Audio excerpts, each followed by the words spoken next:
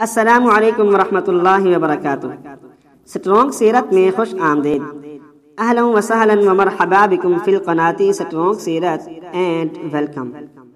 معزز سامعین، صحابہ کرام رضوان اللہ تعالی علیہم اجمعین نے جس وقت زرار بن ازور رضی اللہ تعالی عنہ کو گرفتار دیکھا تو بے حد پریشان ہوئے اور ایک دفاعی حملہ کیا تاکہ آپ کو چھڑا لیں۔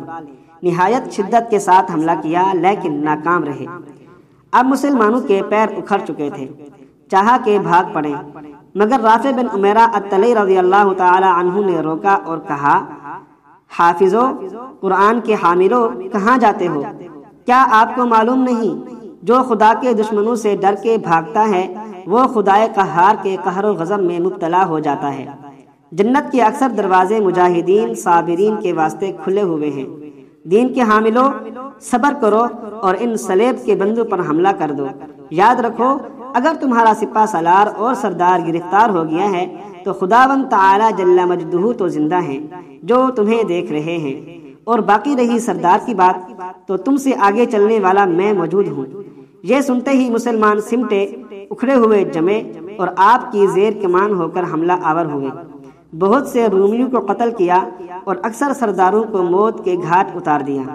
کہتے ہیں کہ خالد بن ولید رضی اللہ تعالی عنہ کو جب زرار بن ازور رضی اللہ تعالی عنہ کی گرفتاری اور مسلمانوں کی شہادت کی خبر پہنچی تو آپ کو بے حد صدمہ ہوا۔ خالد بن ولید رضی اللہ تعالی عنہ نے پوچھا کہ رومی کتنے ہیں؟ مخبر نے جواب دیا کہ 12,000 سوار۔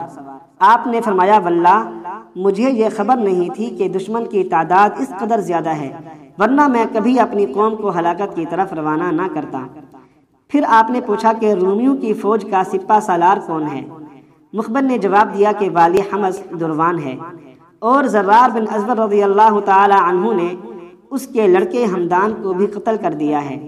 خالد بن ولید رضی اللہ تعالی عنہ نے فرمایا، لا حول ولا قوة الا باللہ العلی العظیم۔ اس کے بعد خالد بن ولید رضی اللہ تعالی عنہ نے ابو عبیدہ بن جراح رضی اللہ تعالی عنہ کے پاس ایک آدمی کو بھیج کر مشورہ طلب کیا۔ ابو عبیدہ بن جراح رضی اللہ تعالی عنہ نے مستشیر کو کہلا بھیجا کہ جس آدمی پر تمہیں زیادہ اعتماد ہو اس کی ماتحتی میں کچھ فوج باب شرقی میں چھوڑ کر تم دشمن کے مقابلے کے لیے چلے جاؤ۔ مجھے امید ہے کہ تم انہیں چکی کی طرح دل دو گے۔ آپ نے یہ سن کر فرمایا، واللہ میں ان لوگوں میں سے نہیں ہوں جو خدا کے راستے میں اپنی جان دینے میں بخل کرتے ہیں۔ میسرہ بن مسروق عبسی رضی اللہ تعالی عنہ کو آپ نے 1,000 سوار دے کر فرمایا کہ تم یہیں رہو، اپنی جگہ کو نہ چھوڑنا، خدا سے مدد مانگنا اور اسی پر بھروسہ کرنا۔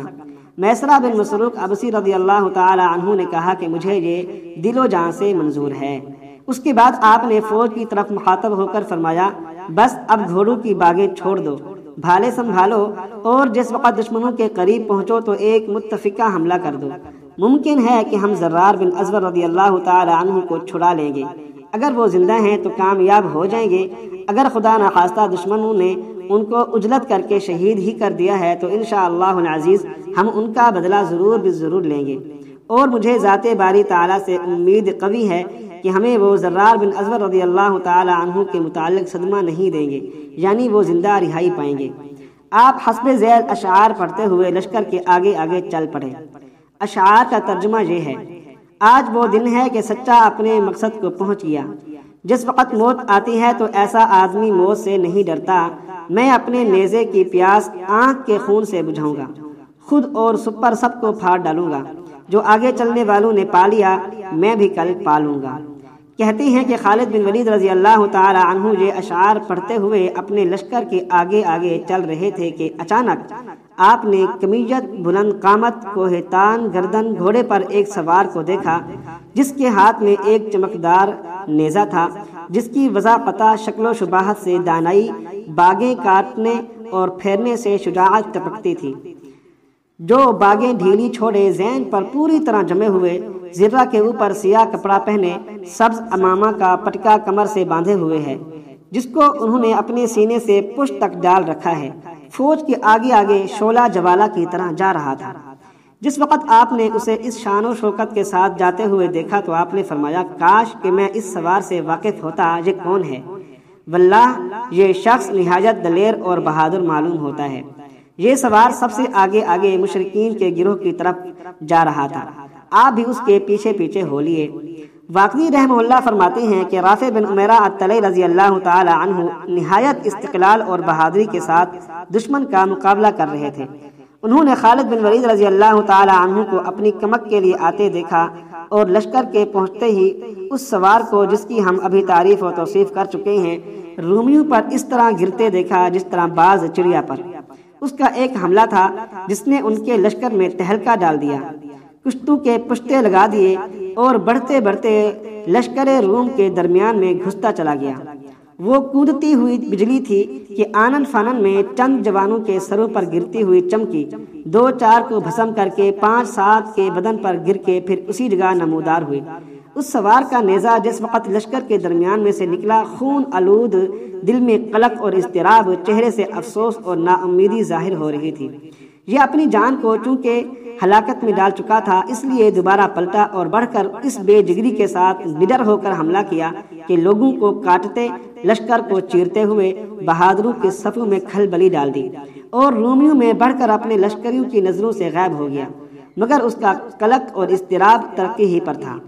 رافع بن عمیرہ الطلحی اور ان کے فوجیوں کا خیال تھا کہ یہ خالد بن ولید ہیں، اور خالد بن ولید رضی اللہ تعالی عنہ کے سوا ایسے کارنامے کون کر سکتا ہے۔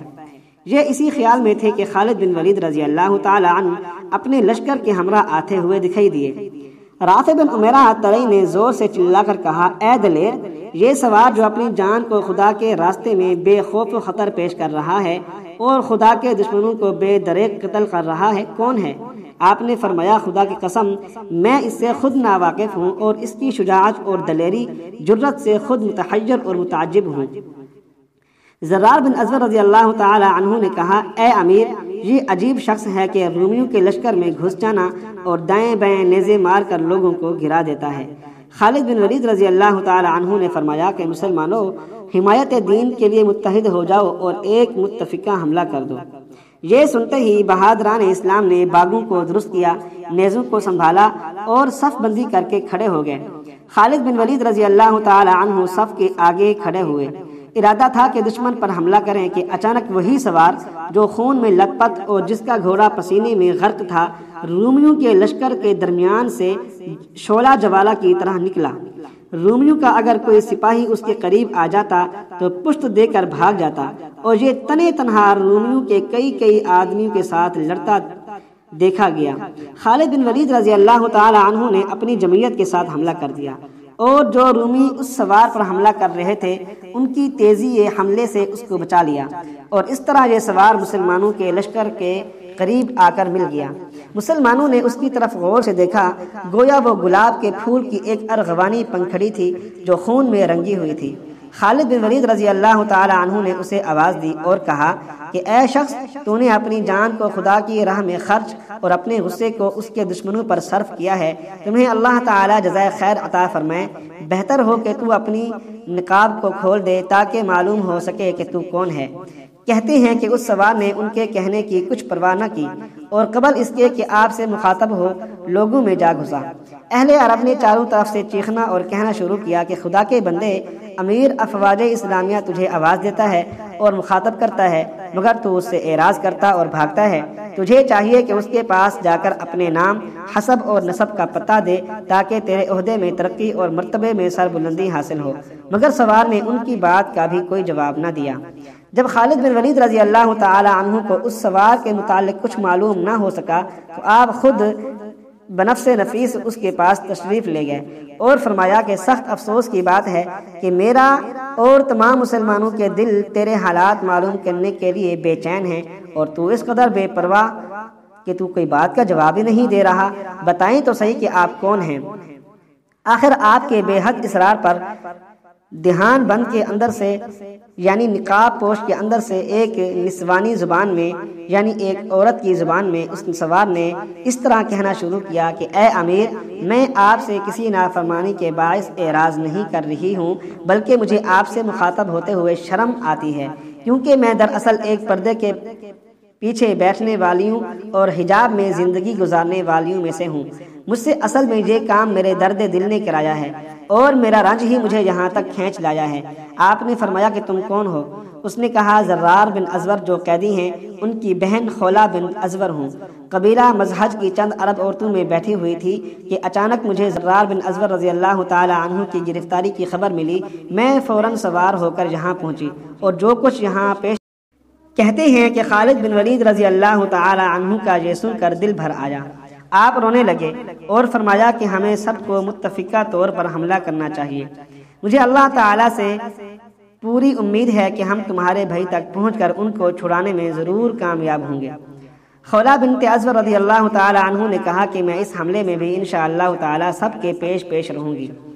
عامر بن طفیل رضی اللہ تعالی عنہ کہتے ہیں کہ خالد بن ولید رضی اللہ تعالی عنہ کے دائیں جانب تھا کہ خولا نے خالد بن ولید رضی اللہ تعالی عنہ کے آگے سے حملہ کیا اور ان کے ساتھ ہی تمام مسلمان حملہ آور ہو گئے۔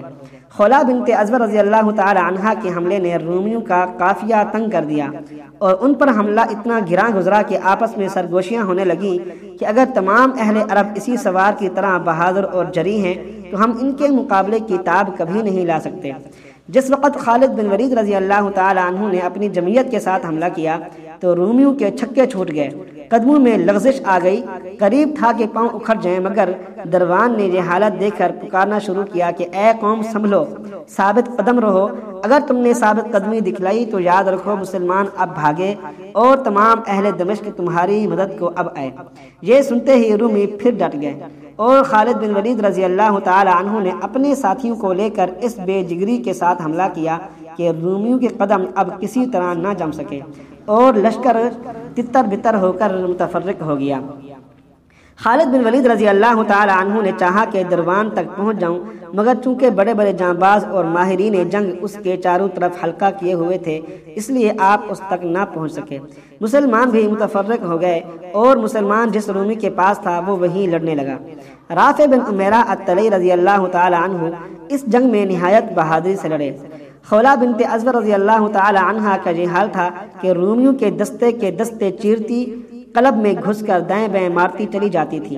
ان کی آنکھیں بھائی کو چاروں طرف تلاش کرتی جاتی تھیں، زور زور سے چلا کر پکارتی اور یہ اشعار پڑھتی جاتی تھیں۔ اشعار کا ترجمہ یہ ہے: زرار کہاں ہیں؟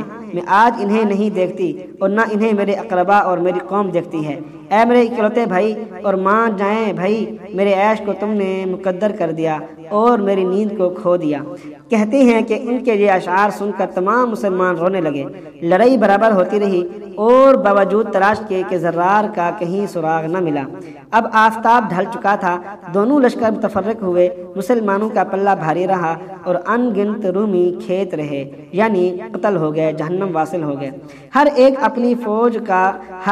فوج اپنی اپنی قیام گاہ تک پہنچی۔ مسلمانوں کی فتح سے رومیوں کے دل ٹوٹ چکے تھے اور ارادہ تھا کہ بھاگ جائیں، مگر دروان کے خوف نے انہیں یہیں روکے رکھا تھا۔